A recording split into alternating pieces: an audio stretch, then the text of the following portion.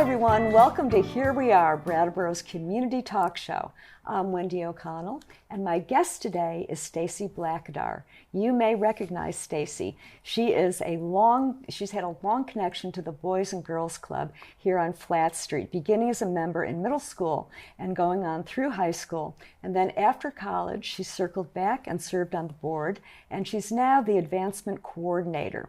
What does an advancement coordinator do? Well, she does a lot of everything, all kinds of different things: development, marketing, communications, outreach, but mainly, more than anything, she brings her dynamic energy to everything she does.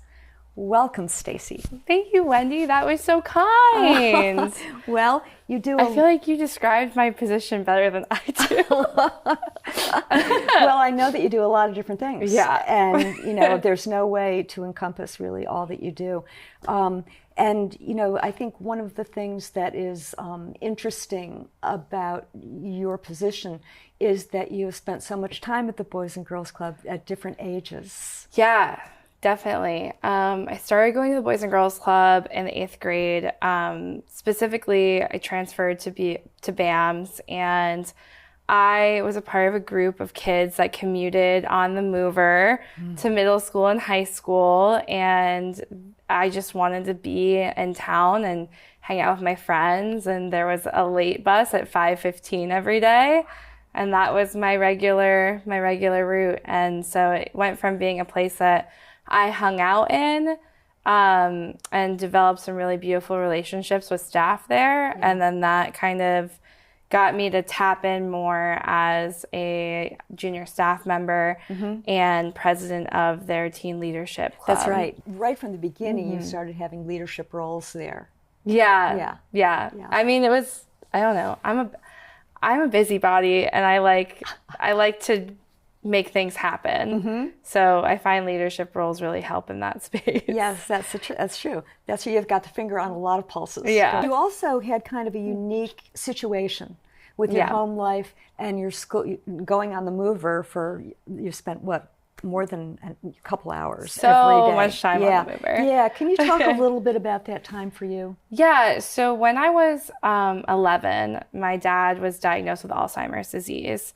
Very early onset, he was 52. So my mom was my dad's full-time caregiver, and through hospice and my mom's dedication to caregiving, he did pass at home. Never lived in a facility, passed at home when I was 20. And so that put my dad at about 61, 62. And so, yeah, the Boys and Girls Club was really more than just a place to be. It was also a parental figure I didn't really have consistently at home. It's really challenging to be a parent of a teenager. It's also really challenging to be the parent of a teenager while your spouse is deteriorating before your very eyes. Yes, yeah. So the club really offered my mom and me the support that really kept my nose out of most, not all, but most of the trouble. Yeah. And I don't know really where I would be without those relationships I built. Wow. That's an amazing story. And I said you have a unique situation, but I think so many kids who go there do have challenges. Yeah. And, I wonder if you could talk about that a little bit, because Definitely. you've been there so many years and you've seen so many different kids with so many different situations going on. And what is it like to be in a position where you are serving so many different kinds of people and not in a school environment? So one of the things that we talk about a lot, actually, is how the Boys and Girls Club is really a space for kids to have a consistent brick and mortar, but also relationships with folks that don't have to care about them, but choose to. And that, choice and not obligation really can change a relationship, because it's built in this mutual community. Yeah. And really, what the Boys and Girls Club does for so many kids, whether it's if they're in housing crisis, the Boys and Girls Club is a safe space for them. We have had kids sleep at our club during the afternoons when they know that it's a safe place for them to sleep. We've had kids who rely on the Boys and Girls Club for meals, and those kids have this space that's the living room that never changes for them. Like it's always there.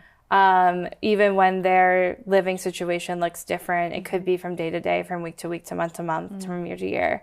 Another thing that's really important is we've had kids who have struggled with like parental issues like I have. So, you know, not every kid's parent has Alzheimer's, but, you know, some kids have parents who are going through like relationship challenges, divorce, like illness. What that does is it creates this relationship with other folks that like, you know, just gives them more of a village to help raise them. And for so many kids too, they are going sometimes K through 12 with the same kids, you know. And so our kids club and our teen center is very separate. Our kids club is 5 to 11, and they contractually by Boys and Girls Club of America can't be in the same space using the same bathrooms as kids from 11 to 18. So there are, like, we do have a hand in a lot of different developmental eras of kids, but also I would really like to strengthen that bridge between our programs, because our kids club program, the Retreat Farm hosts us, and they're amazing hosts. And those kids are having an awesome after school program with their director, Shalik, who, like, shout out Shalik, he's great. I just would love to get them more into the Boys and Girls Club, because when I was a kid, that rule wasn't in place. So you had all these like 10-year-olds like looking at these cool 15-year-old skaters being like, I want to be that when I grow up. And so it's just trying to strengthen those sort of moments to kind of foster more kids into the Boys and Girls Club and think of it as theirs as well. Stacy, you graduated from high school, from BUHS. Yes. And then you went on and you did a lot of really interesting studying of various things. And I know... that's a really nice way of saying Well, you went to Groovy UV, which is an expression I've never heard before about UVM, and also CCV a little bit. And you got a nursing license. I did that too. You did that too. But at some point, you kind of had a turning point. You were in the Ada Comstock program at Smith College. I do love Smith College. It was like a little bit of a Goldilocks moment when it came to like colleges. So like UVM was like too big, and like Vermont Tech was like kind of too small, too like limited focus on just like a certain program. And really Smith College for me was just right. Like it was small enough, like it's a 2,200 person college. So it's small enough for me to like know my professors and see them around, and like also have regular folks that are in my major in different courses, and creating those relationships of learning. And then big enough for me to take like really wild classes that are, you know, I still look at Smith course catalogs, even though I just graduated, and go, oh, that one looks so good.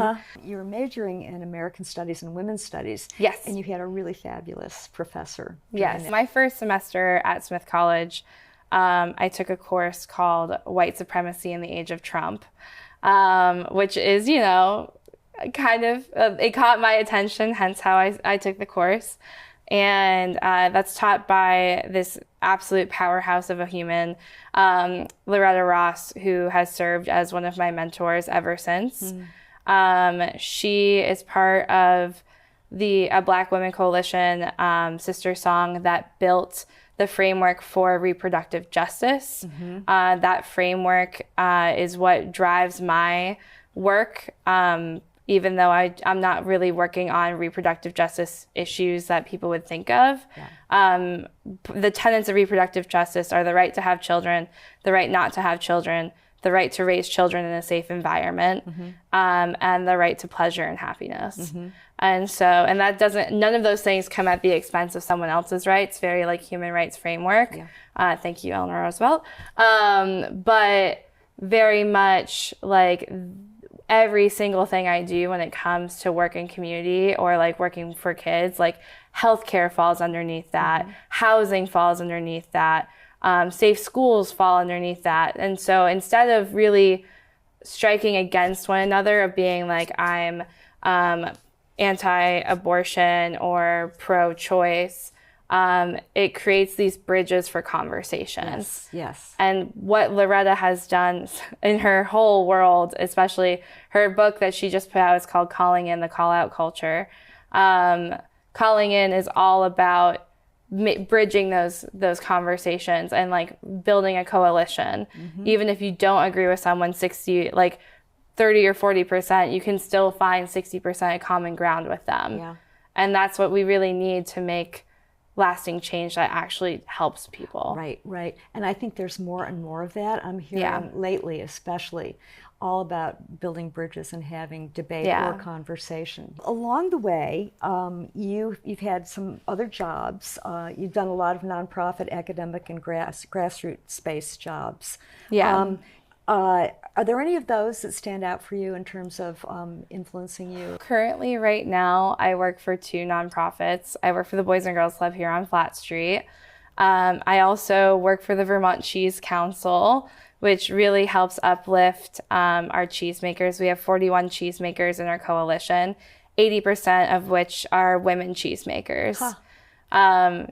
Really cool fact about cheesemakers in Vermont. It might be from my gender women's studies learning, but like culturally, women have carried so much heritage and culture and like practices in their sort of roles in communities. And so what a lot of these cheesemakers do is like they make traditional cheese, they carry those practices, they know the importance of that tradition, and then they have such a mastery over it that they're able to like add their own personality, their own flair, their own family stories.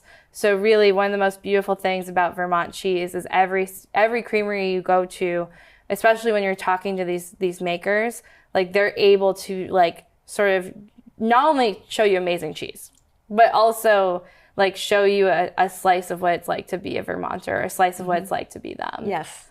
Because each farm, of course, is individual. Each cheesemaker has a different method of doing it, right? Definitely. Like different methods of like where they get their cream, who they get it from, whether it's like their husband milking the cows or like a farm like Parish Hill like lifts up so many other farmers in the area. The Vermont Cheese Council, not to brag, we have this really cool cheese trail map that takes you all over the state, and you can eat a lot of really cool cheese and meet a lot of cool people. So you could do that while you're doing a beer trail. Right? No, it's the Venn diagram is a circle, Wendy. Beer and cheese are best friends. They are. That's so interesting. And you just got back from DC for the Cheese Council. So one of the state initiatives was to expand Vermont cheese markets. A lot of, we have some really amazing cheesemakers that are just like, I call them kind of like the big brothers of the industry. Like we have Cabot and Vermont Creamery and Jasper Hill that all like, kind of have this notoriety and reach. And they're amazing community partners. Like when they get resources, they share them with the little guys. And we love them and they're fantastic. But there's a really interesting chunk of cheesemakers who like the sales force, the marketing, the cheese making, that's all the same person. And so they don't really have the ability to like go down to another area and like plan a whole trip around it or the funds or the resources. So what this initiative was, this trip to DC was to get Vermont cheese to market past what we're currently doing and how to get more of that cheese into that market. Oh, great. During a government shutdown, Senator Welsh took the time to meet with Vermont cheesemakers and really hear how their experiences are going and also hear about their individual farms. And he is very committed to, as he said yesterday, like the government's job should be able to make Vermont cheesemakers' lives easier so that they can focus on making amazing cheese and not worry about tariffs or shipping prices or all of that kind of stuff. Great guy. Thanks. Thanks, Senator Welsh. Another thing that you do is you work with Gretchen Hardy at the Porch Catering. I work for I work 3 jobs. All of them are all of my bosses are amazing women. Like they're all amazing, hardworking, kind, just incredible women to work for, and Gretchen is by far definitely one of them. I've been working for Gretchen since I decided to go back to school, running her bar program, which you can hire us. We will bartend your weddings and events.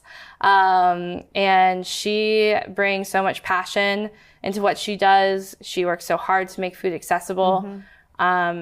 like she's a badass. Like, can I say that? Yes. Okay, great. You can. And the food is so good. The food is so good. That's the other thing. Yeah, everyone always says, this is the best wedding food I've ever had. And I'm like, yeah, I know. Yeah. Just going back a little bit to the Boys and Girls Club, your executive director, who is fairly new, is Alyssa Hunt, who is another woman that you're working for. Yeah, actually was on the hiring committee to find Alyssa, because at the time I was on the board. She's got a very hearty background. She comes from the Alice Paul Institute, as well as education. She was teaching high school when she made this transition. And so her background in nonprofits that was like really set to lift up young women and girls, and then also like her background in education and her organizing brain just really made her the perfect fit for the role. Yeah, that's great. And shout out to Ricky Davidson, who preceded her. Yeah, sorry, I probably just like touched my heart and this microphone at the same time. Ricky was really like a parental figure to me as a kid. I mean, like I saw Ricky more than I saw my own parents for most of the time. And he really, there's things I still say, like any kid that like grew up around Ricky knows, like, don't yuck someone else's yum. Like there's like a lot of like, you know, there's a lot of sayings that Ricky has instilled in me that I still say to kids to this day. Yeah. He's fantastic. Yeah, and he was there for a good amount of time, and I think he really brought the Boys and Girls Club into the community in a new kind of way. Yeah, he definitely did. I mean, Ricky was like the champion of like, all right, guys, we're going to go do a thing in the community, get in the car, and you just did. So, he also really instilled in me, and like this is still a thing I carry to this day, like how important community work is. Like how important, like I tell people all the time, like the threshold for posting about something political online or like responding to a comment or like getting into arguments, not calling anyone out, but like getting into arguments on Reformer articles on Facebook or in the Facebook page, if you're not willing to like take the time it is to make a donation to an organization you believe in, or just like make yourself available for an hour of volunteer work, or just like read some work that someone in the community, or write some work about something that like, if you take the time, like the threshold should be larger for what people get engaged in, what they get enraged by. When you can take that time to like get engaged in community, when you can take that time to like go and talk to someone in person and really get to know where they're coming from, like that's when we really start to do the work. Right. You know, really connect with folks and like make your bar for what you get engaged in a little bit higher, and then what you get back from that will be so much richer. And Ricky Davidson really taught me that. You worked on the board for a while you were going to Smith. Yes. And I think one of the things that, and I don't know if this was the time with the board, but it was bringing the teen voices, bringing the kids into strategic decisions. Yeah, so I was the first alumni to be a board member for the Boys and Girls Club. We have since had Jake Bursky join us. I felt better stepping off the board knowing that he was there. I really do think it's important for people and boards to, if they have that longevity, to have folks that have helped them or that they are helping be a part of the community and the conversations. It just gives you a better understanding of what is possible and what has been done. I felt a little hesitant to be like, well, when back in my day we used to, or in this time we used to, but having that organizational knowledge can really, like, and history can really help an organization just like tap back into like what they do best and why they were needed in the first place. As things develop more and more, get more teens in more positions of leadership roles. Yeah, and I think it is, as you say, it's so important to hear their voices because they're having the experiences, you know. Exactly, it's like, and the needs. Yes, and their needs, definitely. You also worked on fundraising and development. And that's part of your job now. Yes, is that right? A lot of fundraising, a lot of development. So development, for those who don't know, is like kind of raising money, but it's also raising friends and sponsors and getting the organization to really have like strong relationships with other organizations. So working with sponsors of community businesses, and also getting folks to kind of become individual donors and understand like what their gift does. For every $1 spent at the Boys and Girls Club of Brattleboro receives $10 in equity of not spending money on like a person who has gone down the route of, possibly drug use, with medical emergencies in that way, or it really helps prepare people for careers. And so that kind of takes the load off of our community when we have social services that are very important and need to be shared. Right. But $1 in the Boys and Girls Club is preventative of that work as well. So not to take away from anyone's work, everyone's work is very important, especially in today's day and age. But also like this preventative work of investing in your next generation is like, and that's my soapbox. Well, it's a good soapbox. And also one of the inherent points of that is you're giving back to your own community. Yeah, definitely. You're keeping it local. A lot of people sometimes think there's a little bit of misunderstanding because we are a national organization that we get money from nationals. We don't. The grants are like, there's a lot of Boys and Girls Club and there's not a lot of grants. So when it comes to a national initiative, like we're not really receiving that. What the organization itself really gives us is like support with like trainings or like resources for our staff and our board and our kids, like to have like kind of larger events that we can strive to maybe get to if we can raise the money to get there. But we really fundraise from our own space. And you're not getting federal money? Our grant relationships are kind of intense. Yes, I can see. Yeah, they might cross over a little bit. Yeah, like possibly with grants, but anyone who's working in a nonprofit right now knows that the current administration has changed everything we know about the landscape for grants. Right. And so it's made relying on that, which is what most nonprofits rely on, grants. It's made that work one that keeps you up at night. Yes. Yeah. Yeah. And it's increased over these months as well. Yes. Yeah. Let's talk a little bit about Teen Street. Oh my God, I love this Teen is Street. Such a cool thing that you guys are doing.